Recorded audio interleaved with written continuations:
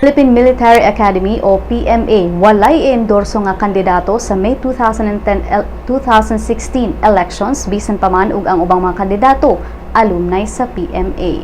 Ang uban sa mga political aspirants nga migraduar sa PMA naglakip nila ni Antonio Trillanes IV, Gregorio Honasan, Panfilo Lacson, samtang ang tanang presidential o vice presidential candidates mga honorary members sa PMA classes. Si Lieutenant Colonel Reynaldo Balido Jr. sa PMA Public Affairs Office miingon nga ang ilang mga miyembro adunay katungod mobutar o dili mobutar sa mga kandidatong gikan sa ilang academy.